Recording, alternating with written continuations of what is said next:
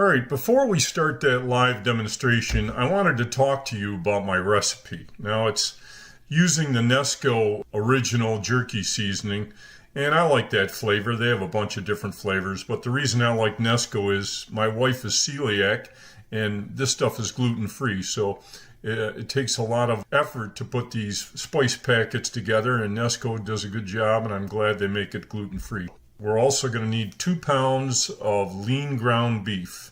Now, they do make stuff that's a little leaner than 93, but I like using that. That seems to work good for me. So 2 pounds of that. And for every 2 pounds of beef, we need a half a cup of water. That's important too. If you forget that, it's going to make the viscosity or thickness of your meat mixture a lot tougher to go through that gun. So that half a cup of water is pretty important. And that's per Nesco. That's not just my instructions. Now, where I differ is I like adding some brown sugar to my beef jerky for a couple of reasons. First of all, it tastes great. I think my wife enjoys it more, and I think kids would enjoy it more. And secondly, I've read several articles that say if you use sugar in your mix, it encapsulates the meat cells and doesn't allow them to get over-dried in your dehydrator. And I think it works. It makes for more tender jerky, so it works both ways for me. Tastes great, and it definitely is easier to chew. And, once you get your half a cup of water, just dump your curing salts in there, and I think it's important to take a spoon and keep stirring it until it's clear. There's no granules on the bottom. That's going to make sure when we mix it, you get nice even distribution through your meat when you're mixing it.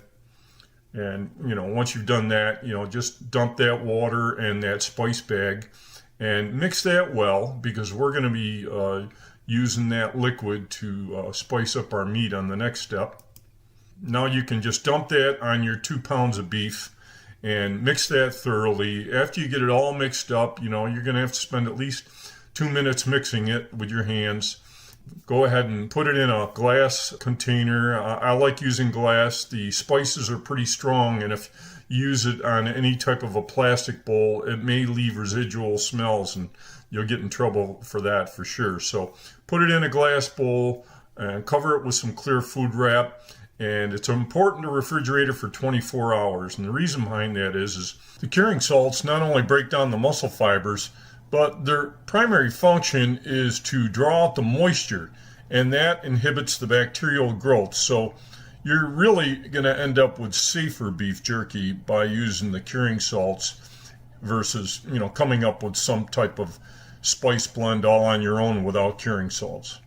Once you've waited the 24 hours, it's a good idea to shape this beef so it's easier to fit into your beef jerky gun. If you don't do that, now you're trying to shape the meat and handle the gun, and it's just going to make for a bigger mess. So get all that done beforehand, and it makes for quicker work and a lot cleaner work for sure. So let's get on with a live demo. Let's get our tray over here. I got my scissors ready. And I think what I'll do is I'll just do some long strips first, and then I'll speed up the film until we get it all done. But let's see how this works.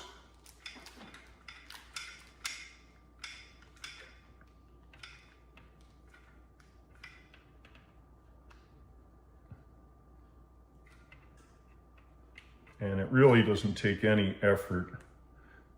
It would probably be a lot easier if I had somebody else cutting, but that's okay.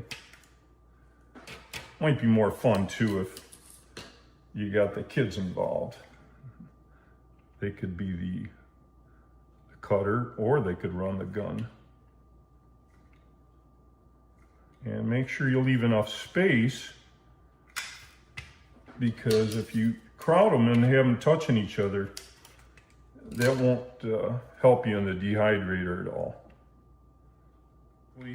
I'm going to speed up that video now, but I'll talk to you in a few minutes here after we get the rest put out on the trays. I've got 5 trays to do, and I'm not going to make you wait through all of those. So let's go ahead and speed this up.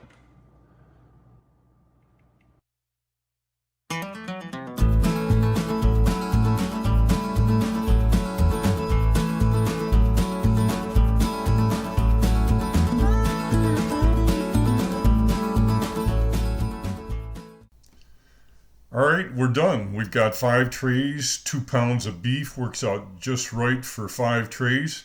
And all we have to do now is put them in our dehydrator. Now, my dehydrator is nothing special. It's probably the cheapest model you can buy. But what I like to do is go in there and put it at the maximum temperature, which in my case is 158 degrees Fahrenheit, and run the beef jerky for 8.5 hours. And I always make sure that when I stack my trays, I put the jerky in different directions all the way from bottom to top. And every hour, I like to take that top tray and put it on the bottom and rotate them all every hour.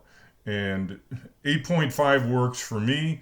Your mileage may vary. And when you're done, you're going to have the best tasting beef jerky you've ever made. I hope you enjoyed this video. And if you did, please give it a thumbs up and subscribe to the Pompano Brownie channel. And that'll do it for this video.